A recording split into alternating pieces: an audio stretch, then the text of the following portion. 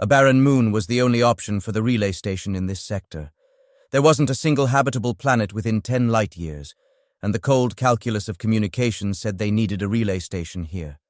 A single shouting station in a bubble of barren worlds, gas giants, and asteroids adrift. This tiny speck of life in an otherwise barren void wasn't even close to any major travel routes. Visitors were rarer than novas in this sector. But the relay outpost held together at least a dozen other sectors. Sectors filled with life, commerce, tourism, wars, art, crimes, and all the other myriad ways civilization finds to fill its days. Still, it was lonely. Roger stared at the diagnostic display. It would be another 47 Earth days until the next resupply shipment arrived. Local days? Well, they weren't proper days, were they? The local star was barely more than a rumor this far out. The planet his small solitary satellite orbited loomed large in the sky but gave barely any light. Since the moon was tidally locked, the scenery never changed. He felt trapped in a sort of eternal twilight. Never fully dark, but never fully light either. Half light and wavering shadows were his frequent companions. But the damned neutrino manifold on Tower 4 fried again. It was the second time since he started his tour here a year ago. The last time it had taken him 3 days. Earth days, he chided himself, to get it fixed. A busted component like that would take data traffic to a crawl. Text only if it was bad enough, but maybe voice could still get through. His superiors had a very serious talk with him after last time. How important the relay was, and by extension, how important his job was. He still didn't get a raise, though. Roger stood up and walked to the pressure lock overlooking the plain outside. Dozens of towers stood tall over multiple square kilometers. At the base of each tower was a small building holding racks of equipment needed for the particular brand of magic that was faster than light communication. On the far side of the field was Tower 4, and that was his destination. The rover was loaded with 2 spare manifolds, half a dozen toolkits with multiple redundancies, a portable shelter, and food and water for at least 3 days.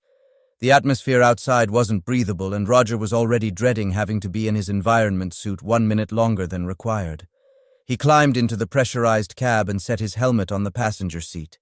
Why did the company even buy a 2-seater? These were always one-person assignments.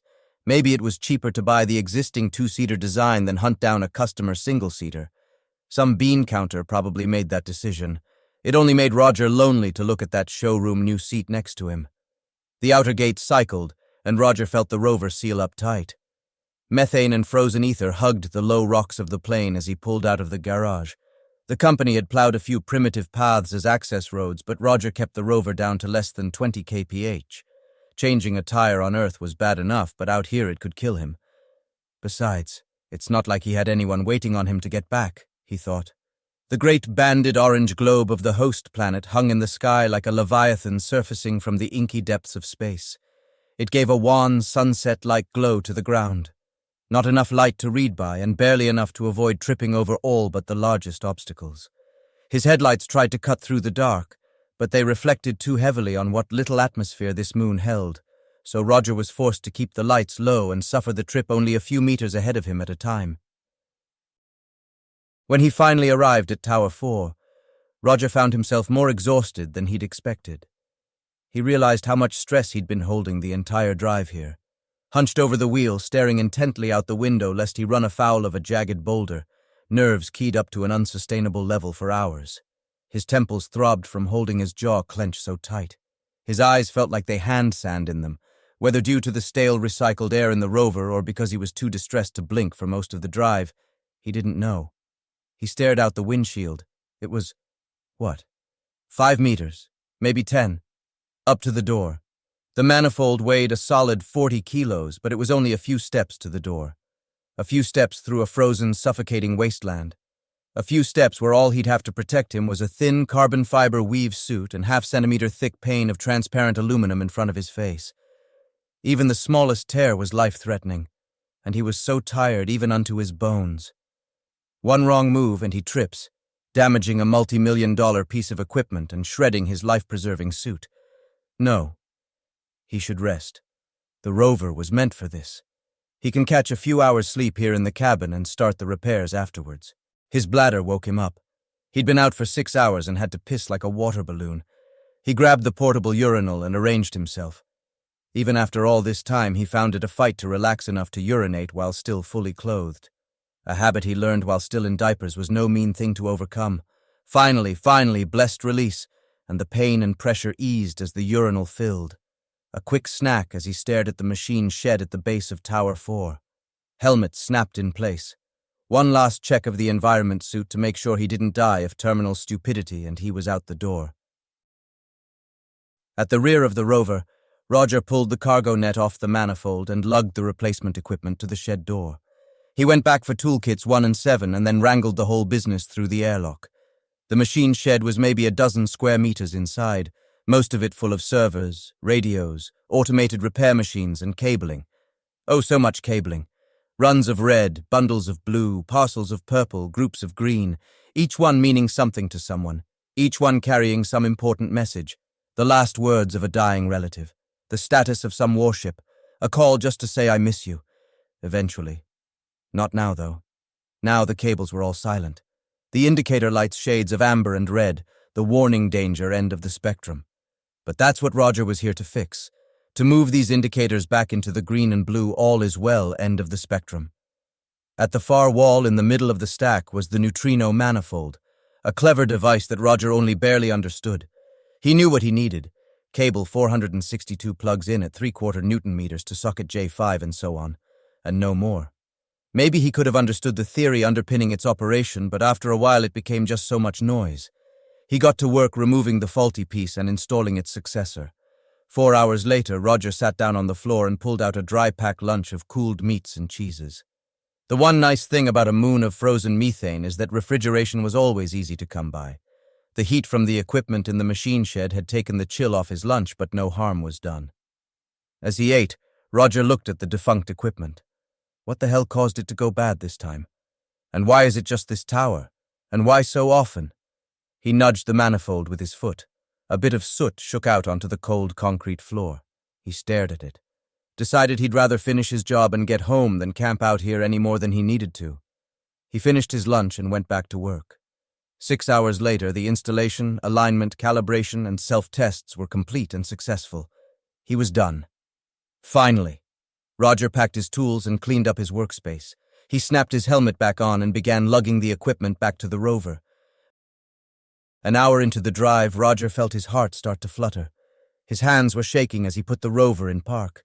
The stress of the trip, the work itself, and his own anxiety about going outside had got to him. He looked down at his twitching hands and barely recognized them.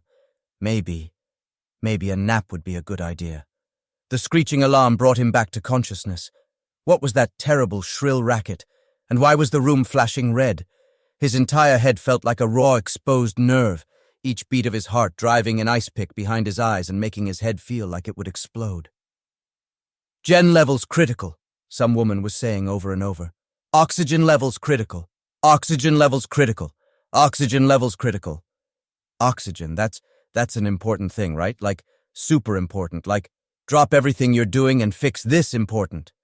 His eyes refused to focus and his brain felt like it stuck in neutral. Breathe, I need to breathe. A clear thought shot through his head like a lightning bolt. Yes, breathing. That's what oxygen was for. But there was something wrong with the rover. He couldn't breathe here. Helmet. He should put on his helmet. As soon as the seal snapped shut, Roger took a cleansing breath of clean antiseptic recycled too many times air. 78% nitrogen, 21% oxygen, add argon, carbon dioxide, and water vapor to taste. Just like Mom used to make. Hot damn, he was still alive. His brain started shaking off the fuzz. His headache slowed to a dull thud. His eyes got their act together and he could finally see. Roger looked at the control console and tried to piece together what had just happened. The intermix was set wrong, drastically wrong.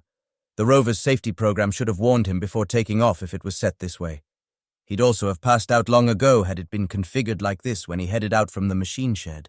So what the hell? Did he hit the wrong command while he was asleep? That seemed unlikely given how many different commands would need to be entered. Computer malfunction? Maybe, but life support was supposed to be a rock-solid system. Cosmic ray causing a bit flip. With no atmosphere, they happened more frequently here, but that's a lot of specific bits to flip for this to screw up. Plus, it was all supposed to be shielded and hardened. Of course, it wouldn't be the first time the company pinched a penny and cost someone their life. Roger checked the levels, and his suit had at least 2 more hours of breathable air. It would take quite a bit more than that to get home. He reset the intermix on the rover and started out again. He kept his helmet on for the first hour before begrudgingly removing it and returning to cabin air. He traveled slower now as he kept one eye on the life support readouts. He made it back to the garage with no further incidents, but his nerves were fried. His hands only barely shook as he dismounted the failed manifold. He could feel a thin sheet of slimy sweat all over his body. His feet felt slick inside his socks, and he could feel oils building up at the corners of his eyes from squinting so long. He wanted nothing more in the universe than a hot shower and no work for 12 blissfully boring hours. Alone and quiet. It had been too much for him, but now the very thought of seeing another person was repulsive to him. He triple-checked every airlock before finally heading to his living quarters and a shower. The water was tepid and lackluster against his skin, but it was here and so was he. Roger forced himself to pretend it was warm, even hot when he could imagine it. He scraped and scrubbed and sluiced until he felt half raw. The towels gave little comfort, but they did their job. There wasn't a single living thing in 3 parsecs in any direction, and he felt just fine with that. His bare feet padded along the cool industrial tile as he walked into his bedroom. A figure stood next to the bed, turning as he entered. "Deborah," he asked the woman who could not possibly be there.